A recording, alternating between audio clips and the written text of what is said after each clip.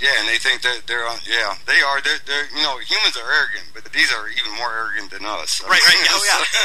And that's not easy to do.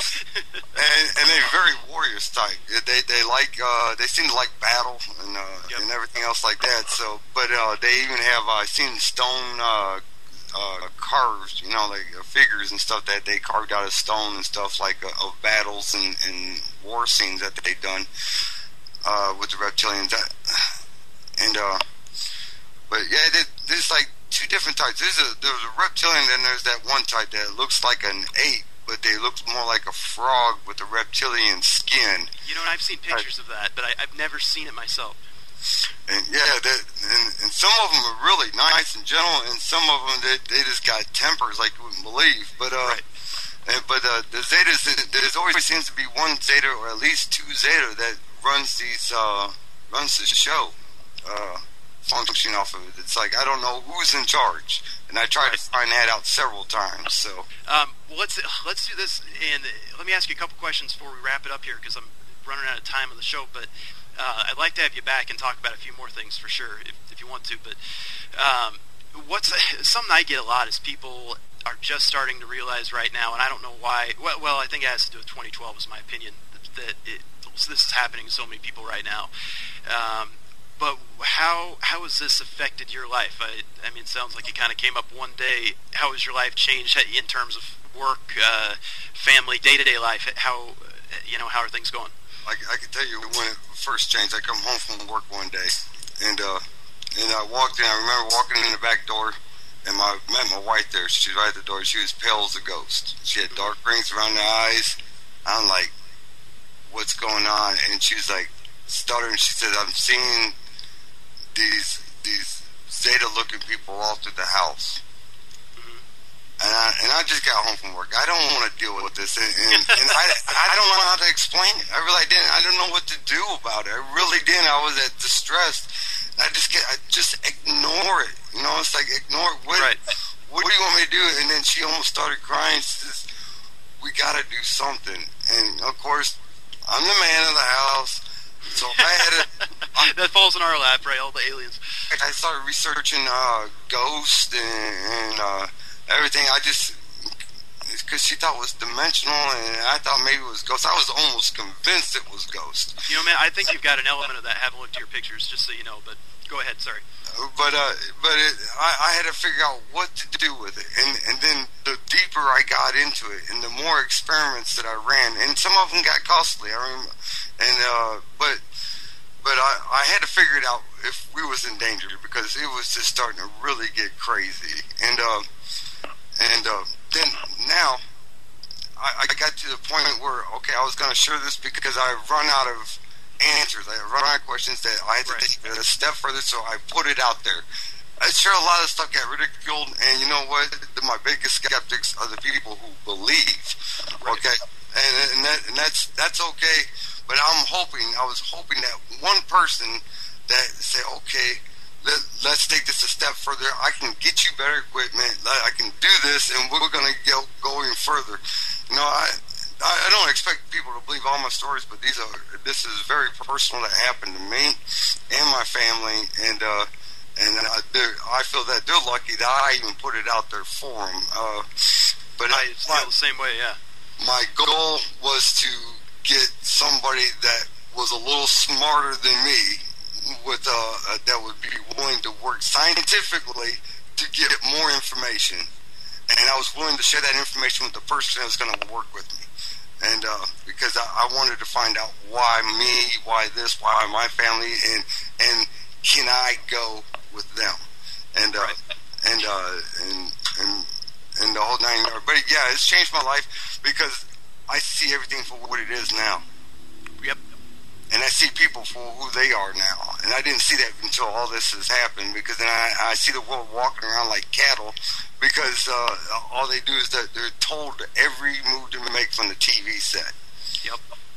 And I really do believe that. So where are you at right now with things? Have you stopped? Because me personally, I mean, I did the UFO videos for a while. I tried to take pictures of things, and I've put it on hold for right now because it took so much time, and me personally put me in this interesting state mentally to where it was just impossible for me to get other stuff done, and I'm still kind of stuck there, to be honest. It's just tough to get out of. But have you tried to leave it behind? Are you kind of in limbo, not knowing what you're going to do with it in the future? Or? Well, I got rid of all the equipment that I had that I was doing, getting them on video, and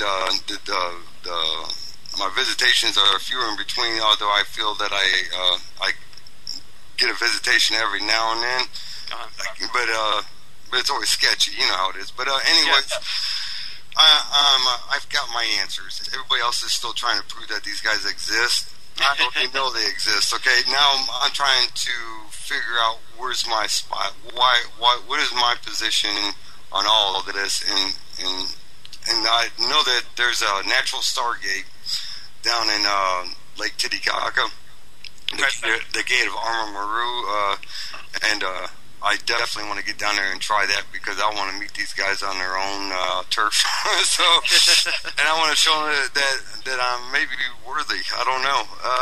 Can find the way back, huh? I want to explore. I really, and because I know that they're real, and I know they come and visit me, and I know they're coming back, and I don't. I'm not here to try to prove it, but I'm just trying to hopefully help somebody else that maybe this is happening too, and maybe they've missed some parts of interpretation. But I really, I'm selfish with it because it's about me. I want to be able to go further with it, and I'm not trying to prove it to myself anymore. I already absolutely know it's real. It's an interesting point when you get there, isn't it? It's, for me, there's a couple months there where you know it's happening, but like we were talking about earlier, you fall back to say, oh, it was this or that or the other thing. And I find everybody goes through that. And let me ask you one last question before we go. And like I said, I'd love to have you back sometime, but where do you see the world headed? A lot of people who experience this talk about 2012, and not in the sense it's going to be the end of the world, but just in the sense that we're in a tremendous period of change biologically, emotionally, spiritually right now. What's your take on that? I believe we're heading for a very dark time. I think I really don't know what's going to happen in 2012. I heard all the theories, and I researched it to the max. And you know what? The biggest thing is it hasn't happened yet. Exactly. and my understanding of it is we choose our destiny, and what's going to happen. So I hope it doesn't happen the way they say it's going to happen, because I got children that hasn't even had grandchildren yet. I know, so right. So it's like I hope the best for everybody, and I don't want to see nobody get hurt. But I sure wish that people would wake up, and I think a lot of people really are waking up. But if I was the government and I had to tell this to people, I would have to lie about it. Yeah, it's really a tough position they're in, to be honest. And I question a lot of things they do, but yeah, I don't know how they're going to do it either. It's I just hope they have our best intentions at heart with what they do, I guess. Right, and if who is that guy that what is that? He was a book writer. He wrote The First Communion. What's his name? He wrote what? The First Communion. Willie Strieber. Yeah. I believe him. I do too. That he's dealing with the same people, but he's also a book writer. Okay? Right. I think he's leaving out information. If he's seen the same people and dealing with the same people, he's leaving out information, and that's probably to protect. Because I don't believe that these guys are here to rescue us, show us the way, but to maybe keep us where we're at and watch us grow, maybe. But I know that they probably could care less if individually. I don't know. Yeah, and given you've seen so many of the reptilian type, I would say that's probably dead on with that particular group. It just seems to me there's just a lot of different. It seems to be an important place, planet Earth, at this particular time. So I think there's things coming from everywhere that are some trying to help, some trying to destruct it, and some that could care less. Okay, you're right. I think that they do care less, and it's about profit to them. Oh yeah. The Zetas, I think they're